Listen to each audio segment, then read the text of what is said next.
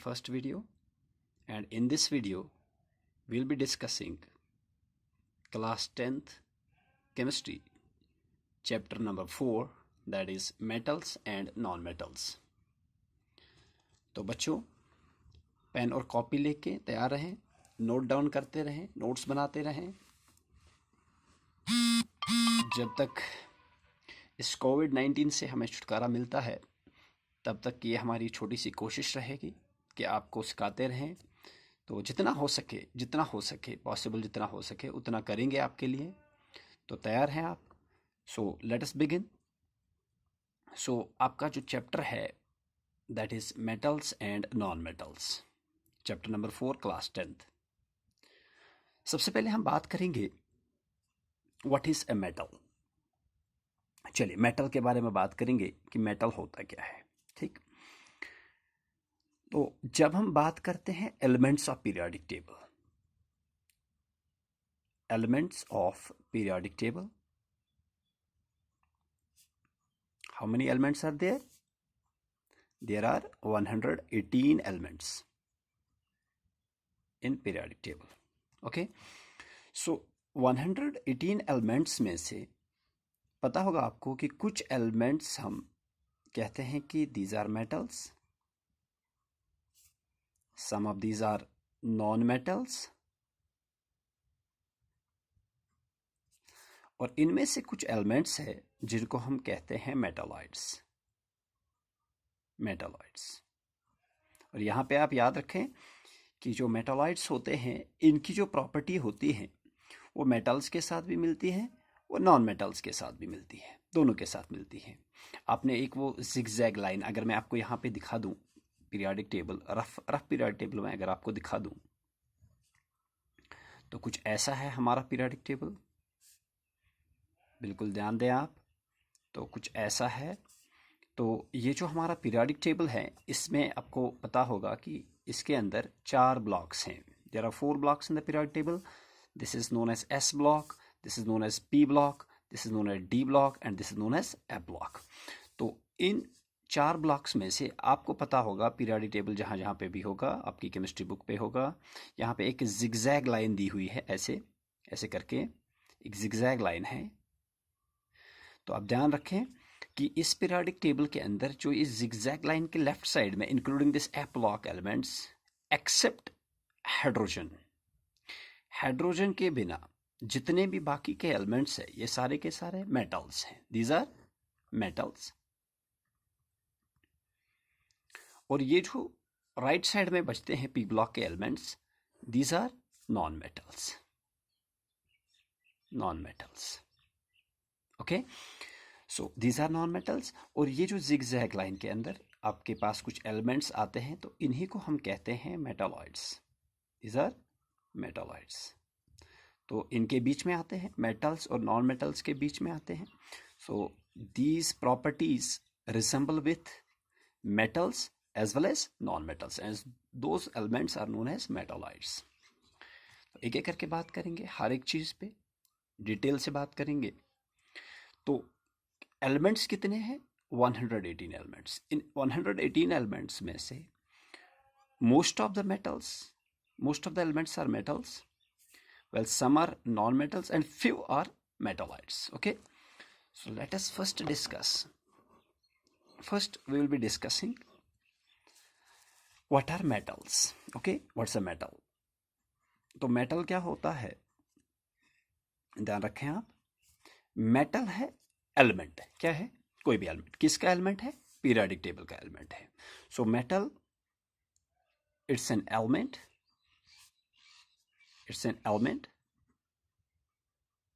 of what? Of periodic table। कैसा element है? सभी तो एलिमेंट्स है, लेकिन ये ऐसा एलिमेंट है पीरियोडिक टेबल का which is having very high tendency to lose electron. It's an element of periodic table which is having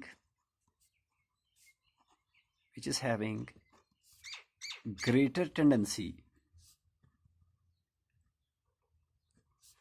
to lose electron. It may be electron or it may be electrons. okay, which is having a greater tendency to lose electrons, to lose electron or to lose electrons. It may be one, it may be more than one. So इसको ज़रा एक example से समझ लेते हैं. मान लीजिए मेरे पास है सोडियम. आपको पता होगा सोडियम का एटॉमिक नंबर 11 है और इसका जो सिंबल है दैट इज Na. ओके, तो सोडियम है एटॉमिक नंबर 11. अगर हम इसकी सिंपल कॉन्फ़िगरेशन लिख लेते हैं, जैसे हम लिखते हैं कि L शेल M शेल, ऐसे हम लिखते हैं, तो पहले शेल के अंदर कितने इलेक्ट्रॉन्स जाते हैं? शाबाश, 2 इलेक्ट्रॉन्स जाते हैं. दूसरे शेल के अंदर 8 इलेक्ट्रॉन्स, तो 8 और 2 कितने हो गए? 10 हो गए. बचा क्या? 1 इलेक्ट्रॉन, वो इसके अंदर चला जाएगा, एम शेल के अंदर वो 1 इलेक्ट्रॉन चला जाएगा. ठीक है. सो यहाँ पे आपको बड़ा ध्यान देना है कि एक रूल हमारे पास आता है, वो मैं यहाँ पे लिख देता हूँ. उसको हम कहते हैं ऑक्टेट रूल. ऑक्टेट रूल, ठीक है. तो ऑक्टेट रूल में क्या कहा गया, कौशल और लेविस ने दिया है इस रूल को. तो इस ऑक्टेट रूल में हम क्या कहते हैं कि पहले शेल के अंदर 2 इलेक्ट्रॉन्स हों, इसके बाद वैलेंस शेल में 8 इलेक्ट्रॉन्स होने ही चाहिए. ऐसे 8 करके इलेक्ट्रॉन्स हो, except this K shell which contains only 2 electrons. Okay, तो अगर ऐसी कॉन्फ़िगरेशन है तो ये जो कॉन्फ़िगरेशन होगी this will be called as stable configuration. Stable configuration. ये वाले एलिमेंट्स जो हैं ये स्टेबल होंगे. मैं एग्जांपल दूं तो इसमें हमारी एग्जांपल आएगी नोबल गैसेस. नोबल गैसेस की कुछ ऐसी ही कॉन्फ़िगरेशन होती है. ठीक है. तो अब हम सोडियम के ऊपर आते हैं. तो सोडियम कैसा एलिमेंट है? जब हमने इसकी कॉन्फ़िगरेशन लिखी, अब इसके लास्ट शेल में है 1 इलेक्ट्रॉन, लेकिन ऑक्टेट रूल कहता है कि इसके लास्ट शेल में कितने इलेक्ट्रॉन्स होने चाहिए? 8 electrons. That the last shell और the valence shell should contain 8 electrons except K shell. तो इसके एम शेल में 8 इलेक्ट्रॉन्स की जरूरत थी. अब इसके पास 2 चॉइसेस है. There are 2 choices. Either it can gain 7 electrons, 7 electron को इसने गेन करना है, 8 आ जाएगा. और there is one more choice कि ये 1 इलेक्ट्रॉन को ही लूज करेगा, ये दूर फेंकेगा, इस इलेक्ट्रॉन को लात मार के बाहर फेंकेगा. तो इसके पास जो कॉन्फ़िगरेशन बचेगी वो बचेगी 2,8. तो आपको नहीं लगता कि कहीं ना कहीं ये ऑक्टेट रूल फॉलो कर रहा है? 2,8 मीन्स लास्ट शेल के अंदर 8 इलेक्ट्रॉन्स. ठीक है. तो हम कहेंगे कि ये स्टेबल हो सकता है. इसीलिए क्या करता है सोडियम? सोडियम करता है ऐसा कि ये 1 इलेक्ट्रॉन को लूज करता है, बनाता है सोडियम प्लस, और इसमें से 1 इलेक्ट्रॉन बाहर निकल जाता है. तो इसने क्या किया? इसने लूज किया electron. It loses electron, loose electron. जब इसने इलेक्ट्रॉन को लूज किया, और इस इलेक्ट्रॉन का लूज करना, जब इसने इलेक्ट्रॉन को लूज किया, तो मैं क्या कहूँगा कि अब मैं सोडियम को क्या कहूँगा? मैंने डेफिनेशन में ही लिखा है, ऐसा एलिमेंट पीरियोडिक टेबल का which is having greater tendency to lose electron will be a metal. तो सोडियम क्या कहलाएगा? It is a metal. So sodium is a metal. Clear? चलिए आगे बढ़ते हैं. चलिए बात हम करेंगे आगे कि नॉन मेटल क्या होता है. ठीक है. ऐसी कई सारी एग्जाम्पल, जैसे अगर मैं मेटल्स में पहले आपको एग्जाम्पल्स देता जाऊं, तो सोडियम की मैंने example the. Sodium will lose 1 electron, it will form sodium plus and it will lose 1 electron. So sodium is a metal. Similarly, we can have so many examples. We have copper, we have zinc, we have potassium. So there are so many examples. अगर मैं आपको calcium की example दूँ, calcium it forms calcium 2 plus 2 electrons. Lose करता है 2 electrons को. ठीक है. तो यहाँ पे ज़रा हम देख लें, तो इसका मतलब ये हुआ कि sodium as well as calcium, these both are metals. कई सारी एग्जांपल्स है मेटल्स की. अब यहाँ पे क्वेश्चन है, चलिए पहले एक चीज़ और डिस्कस कर लेते हैं कि सोडियम के ऊपर मैंने प्लस चार्ज लिखा और इसके ऊपर मैंने 2 प्लस चार्ज लिखा. चलिए पहले सोडियम की बात करते हैं. तो सोडियम जब लूज करता है 1 इलेक्ट्रॉन, मीन्स सोडियम प्लस इसके ऊपर आ गया. तो कैसे? As we all know that sodium का जो एटॉमिक नंबर है that is 11. its atomic number is 11. ये इसका एटॉमिक नंबर. अब जब 11 इसका एटॉमिक नंबर है, तो इसके अंदर लाजमी है कि कितने प्रोटॉन्स होंगे?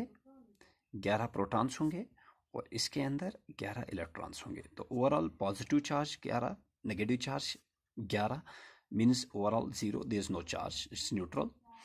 लेकिन जब ये लूज करेगा एक इलेक्ट्रॉन को, when it loses one electron, तो प्रोटॉन्स तो बाहर नहीं आने, प्रोटॉन्स तो बराबर 11 है, but there is one electron less than sodium atom.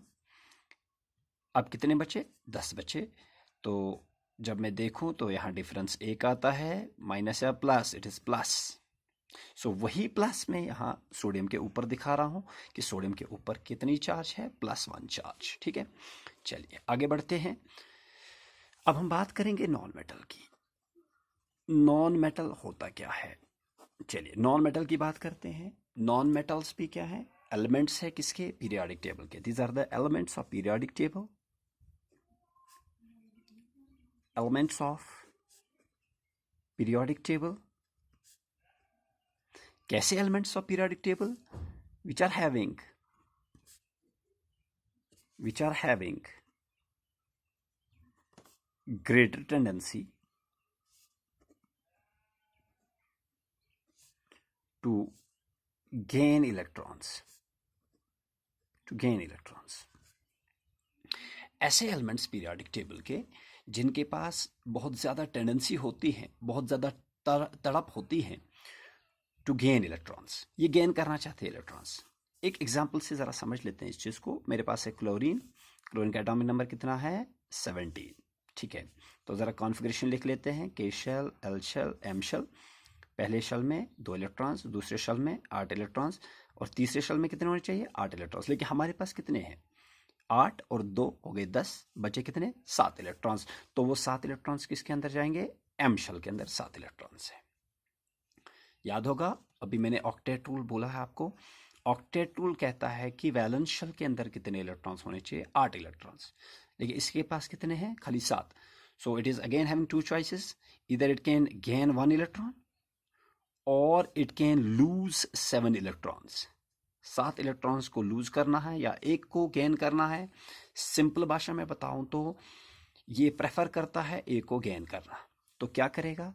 Chlorine जो है, क्लोरीन एक इलेक्ट्रॉन को गेन करता है and it forms Cl minus.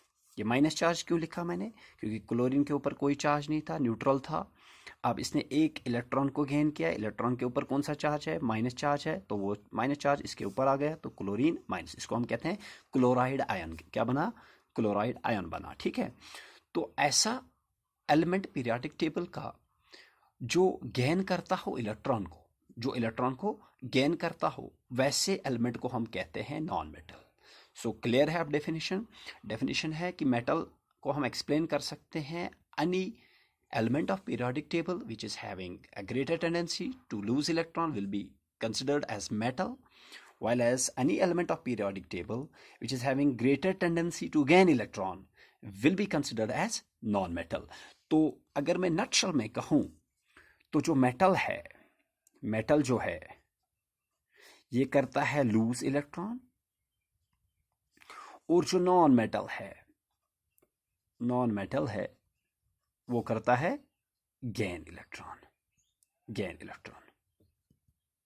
ध्यान से समझ ले बात को, ये करता है गेन इलेक्ट्रॉन। ठीक है, तो इसके बाद अब हम बात करेंगे। अगर मैं आपको बता दूं कि हम कहते हैं सोडियम क्लोराइड NaCl बनता कैसे है, कुछ आधा उसमें से मैंने ऑलरेडी डिस्कस किया हुआ है, थोड़ा और समझने की कोशिश करेंगे। एक्चुअली होता क्या है, ये जो सोडियम है, नटशल में कहूँगा मैं, sodium loses 1 electron, it forms Na+ and it gives 1 electron, and this electron is captured by chlorine. Chlorine gets this 1 electron to form chloride ion Cl-. अब होता क्या है, ये सोडियम प्लस और क्लोराइड माइनस ये आपस में बॉन्ड बनाते हैं। तो होता क्या है, बनता है कुछ ऐसा, सोडियम प्लस और chlorine minus, these are ions. इन दोनों के बीच में एक बॉन्ड बनता है और इस बॉन्ड को हम क्या कहते हैं? Ionic bond. क्या कहते हैं? Ionic bond. इसका दूसरा नाम भी है, that is known as electrovalent bond. Electrovalent bond भी कहते हैं इसको। इसका हम तीसरा नाम भी लिख सकते हैं, कोसेलियन बॉन्ड। कोसेलियन बॉन्ड, कोसेल के नाम पे, लेविस और कोसेल बहुत काम किया है इसके ऊपर।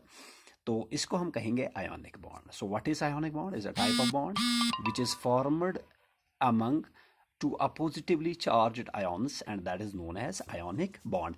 और ऐसा जो कंपाउंड बनेगा जिसके अंदर कौन सा बॉन्ड होगा? आयोनिक बॉन्ड होगा। ऐसे कंपाउंड को मैं कहूंगा this is known as ionic compound. क्या कहेंगे इसको? Ionic compound. क्लियर हो रहा है? This is known as ionic compound. ठीक है, तो इनको हम कहेंगे आयोनिक कंपाउंड्स। तो अगर मैं शॉर्ट में कहूं कि हो क्या रहा है, सोडियम से एक इलेक्ट्रॉन लूज हो रहा है और वो इलेक्ट्रॉन जो है वो क्लोरीन गेन कर रहा है। इससे बनता है सोडियम प्लस, इससे बनता है क्लोरीन माइनस। इन दोनों के बीच में बॉन्ड बनता है और ये बनता है हमारा सोडियम क्लोराइड। ये बना हमारा सोडियम क्लोराइड नटशेल में। So how this ionic bond? I can again define it as it is a type of bond which is formed by the transfer of electrons from metal to non-metal। और एक definition अगर आप लेना चाहो तो आप ये भी कह सकते हो a type of bond which is formed between metal and non-metal will be called as, will be considered as ionic bond। Is it clear?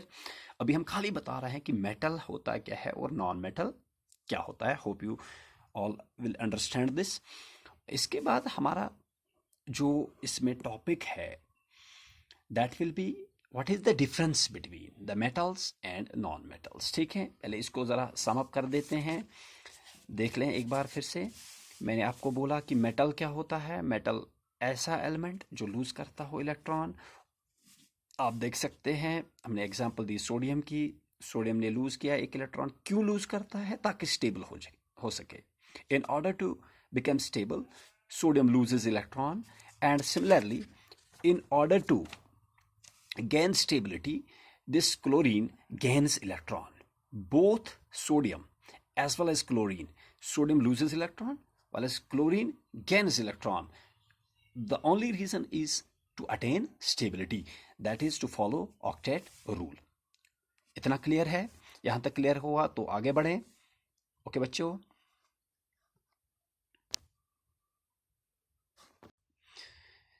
चलिए इसमें जो नेक्स्ट जो चीज़ होगी हमारी, जो हम डिस्कस करने जा रहे हैं, दैट इज डिफरेंस बिटवीन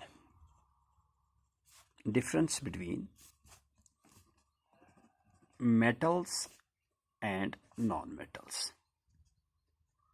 कई बार एग्जाम में पूछा गया क्वेश्चन है, बड़ा इंपॉर्टेंट क्वेश्चन है।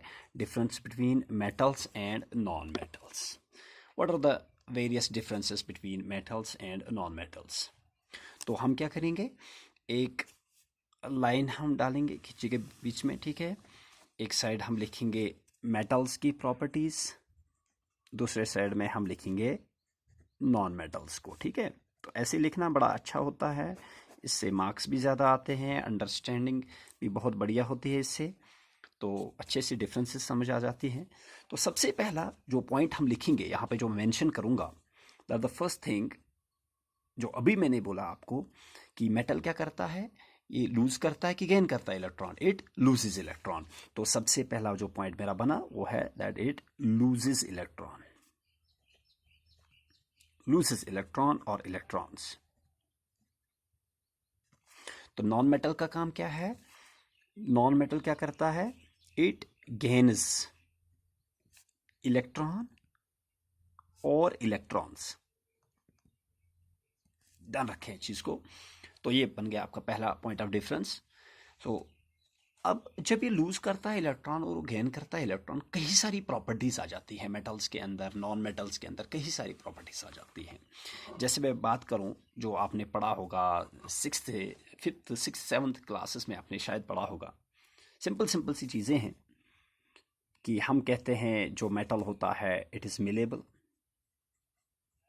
ये मेलेबल होता है, और ये क्या होता है? ये होता है नॉन मेलेबल।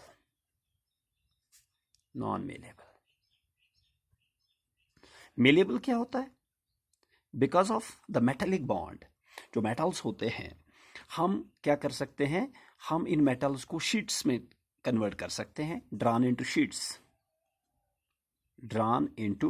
शीट्स। हम इनकी शीट्स बना सकते हैं। ठीक है, तो उसी को हम मेलेबल कहते हैं। और ये मेलेबल होते ही क्यों है? Because of the metallic bond. तो क्योंकि मेटेलिक बॉन्ड में क्या होता है, वो थोड़ा सा हायर कॉन्सेप्ट है। मेटेलिक बॉन्ड में होता है क्या है कि उसमें मोबाइल इलेक्ट्रॉन होता है, और वो मोबाइल इलेक्ट्रॉन एक जगह से दूसरी डायरेक्शन अपनी चेंज कर सकता है। जब हम किसी हैमर से इसको तोड़ने की कोशिश करते हैं, ये टूटता नहीं बल्कि ये फैलता है इनटू शीट्स। उसी प्रॉपर्टी को हम कहते हैं मेलेबल। ठीक है, तो चलिए तीसरा जो पॉइंट ऑफ डिफरेंस होगा, हम कहते हैं कि मेटल्स जो हैं ये डक्टाइल होते हैं। क्या होते हैं? डक्टाइल होते हैं। डक्टाइल का मतलब होता है drawn into wires, drawn into wires, drawn into wires. हम इनकी वायर्स बना सकते हैं। जैसे आप देखते होंगे वायर्स होती हैं वो मेटल्स की बनी होती हैं। ठीक है, तो ये क्या होंगे? इसका तीसरा पॉइंट बनेगा, ये डक्टाइल होते हैं। ये डक्टाइल नहीं होते, नॉन डक्टाइल, नॉन डक्टाइल होते हैं। ठीक है, now the fourth point of difference is, जो मेटल्स होते हैं these are good conductors of heat. मैं अलग अलग लिख रहा हूं, good conductors of heat. Usually हम क्या लिखते हैं? मोस्ट ऑफ द टीचर्स क्या करते हैं, यहाँ पे लिखते हैं good conductors of heat and electricity. But ज़रूरी नहीं है कि, कभी कभी एक्सेप्शंस भी होते हैं। जैसे मैं यहाँ पे एक एक्सेप्शन की बात करूँ, मैंने लिखा जो मेटल्स हैं these are good conductors of heat. मैं यहाँ पे लिखना चाहूँगा except lead, that is PB, except lead. Lead good conductor of heat नहीं होता। ठीक है, तो नेक्स्ट हम इसमें लिखेंगे, फोर्थ पॉइंट इसका भी आएगा। तो फोर्थ पॉइंट इसका आएगा, these are bad conductors, bad conductors of heat। इसमें भी exception, except diamond. Diamond is a good conductor of heat, it's a non metal. Diamond non metal है लेकिन है गुड कंडक्टर ऑफ हीट। ठीक है, तो ये एक्सेप्शन बना। तो एक्सेप्शंस पे जरा ध्यान दें, बाकी तो आपको पता होगा। तो नेक्स्ट पॉइंट हम लिखेंगे, फिफ्थ पॉइंट अब आएगा, दीज आर, अब मैं लिखूंगा good conductors of electricity, good conductors of electricity, these are good conductors of electricity. अब इसमें ज़रा लिख लेते हैं, फिफ्थ पॉइंट इसमें आएगा हमारा कि नॉन मेटल्स क्या होते हैं, these are bad conductors of electricity, bad conductors of electricity. इसमें भी एक्सेप्शंस हैं, बैड कंडक्टर ऑफ इलेक्ट्रिसिटी हैं, बट एक्सेप्ट, याद होगा आपको, शाबाश, एक्सेप्ट ग्रेफाइट, नाम सुना होगा, एक्सेप्ट ग्रेफाइट। ग्रेफाइट ऐसा जिसमें कंडक्ट होती है इलेक्ट्रिसिटी। कंडक्टर क्या होता है? जिसके थ्रू इलेक्ट्रिसिटी चल सके, जिसके बीच में से इलेक्ट्रिसिटी चल सके, उसको हम कंडक्टर कहते हैं। और इंसुलेटर वो होता है जिसमें से इलेक्ट्रिसिटी पास ऑन नहीं हो सकती, उनको हम दूसरा नाम क्या कहते हैं? Dielectrics. क्या कहते हैं? Dielectrics. ठीक है, तो नेक्स्ट जो हमारा पॉइंट बनेगा, sixth point, it will be, हम कहते हैं कि जो मेटल्स हैं, metals are lustrous, these are lustrous। what is lustrous means these are shiny, shiny, these are having shine।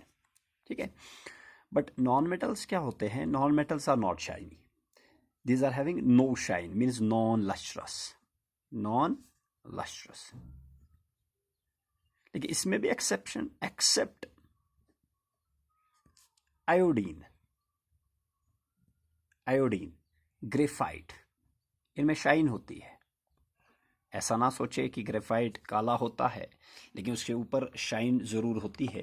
तो हम लिखते हैं आयोडीन ऐसा नॉन मेटल जिसके ऊपर क्या होती है? शाइन होती है। ग्रेफाइट में भी शाइन होती है। ठीक है, चलिए जी नेक्स्ट लिखते हैं हम, it is the seventh point. Seventh point will be, जो मेटल्स होते हैं these are having high tensile strength, high tensile strength. Handwriting उतनी अच्छी नहीं है, उस पर ज़्यादा ना जाएं आप।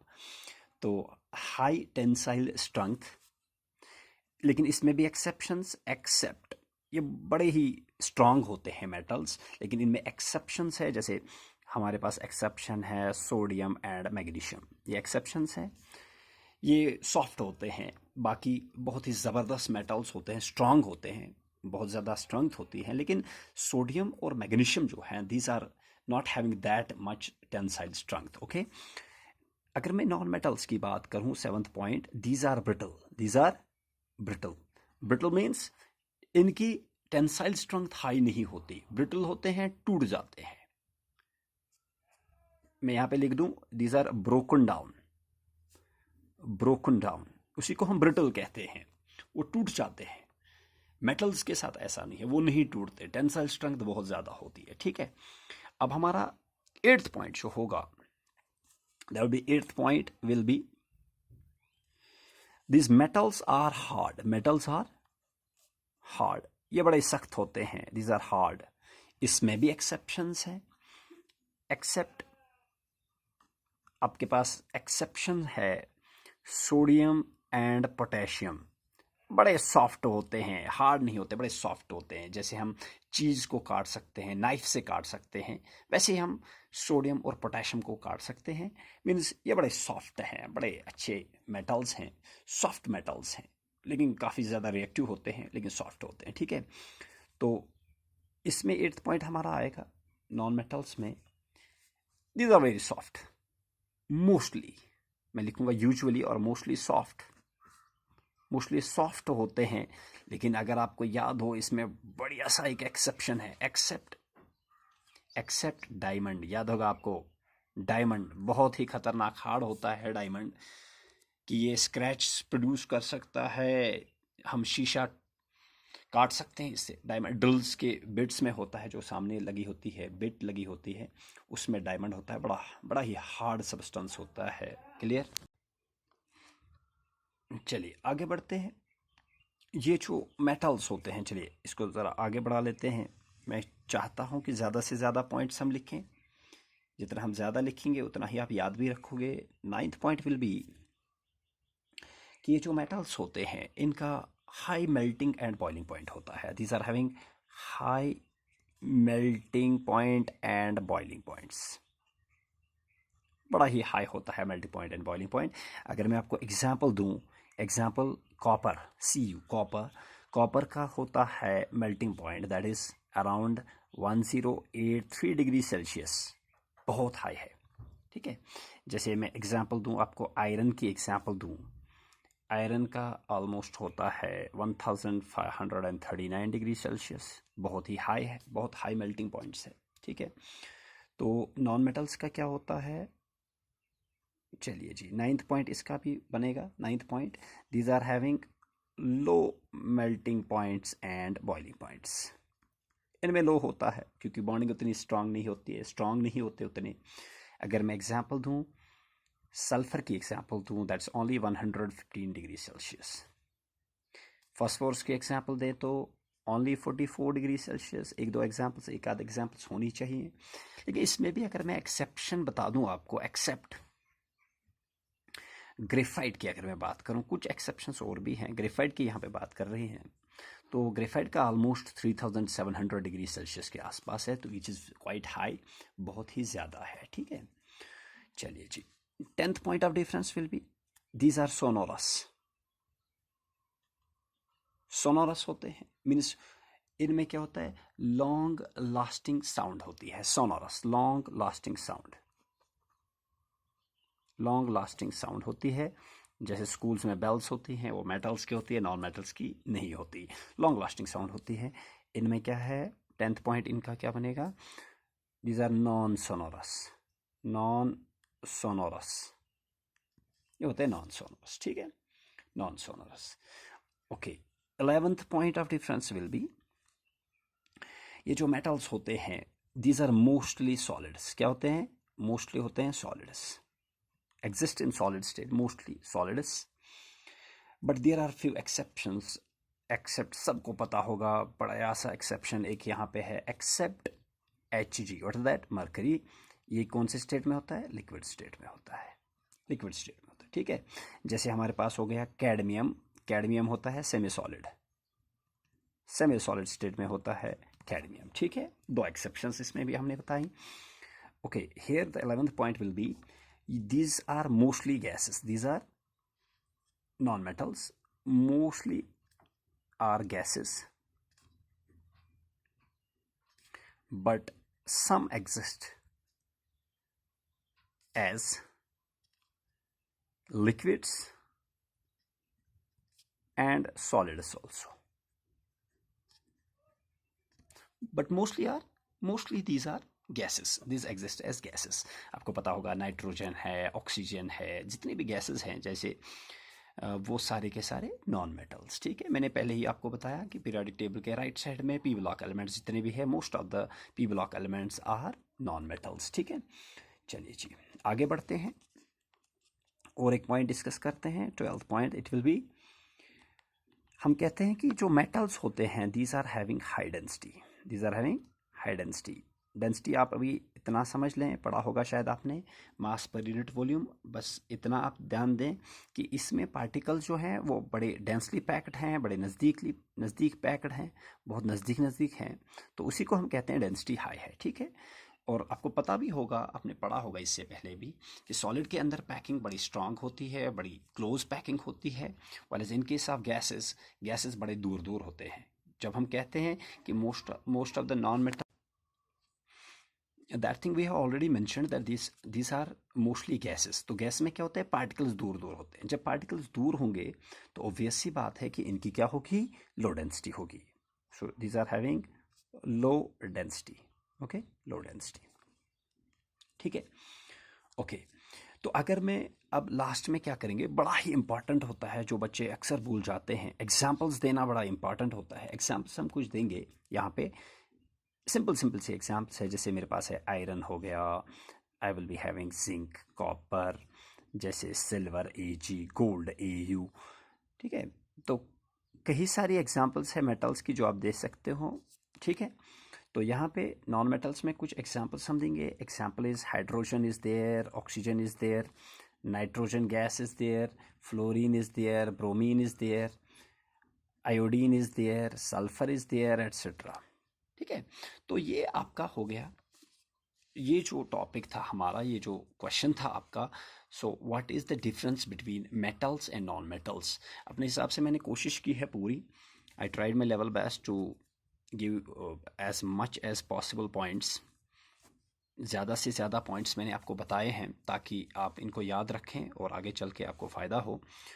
और जहाँ तक मुझे लगता है, होप यू विल अंडरस्टैंड, और आपने नोट किया होगा. तो ये आपका पहला टॉपिक था और ये हमारा पहला वीडियो. तो सीरीज़ में वीडियोस चलते रहेंगे, तो आप फॉलो करते रहें. अगर आपकी कोई भी राय हो, कोई भी कमेंट हो, तो आप कमेंट बॉक्स में प्लीज़ मेंशन करें. कहीं पे भी अगर आपको कमी लगी हो या कुछ भी ऐसा जो आप शेयर करना चाहो मुझसे, सो यू कैन शेयर. आप कमेंट में लिख सकते हो. इसको लाइक ज़रूर करें, शेयर करते रहें ताकि बाकियों को भी फ़ायदा हो. Okay, thank you, good.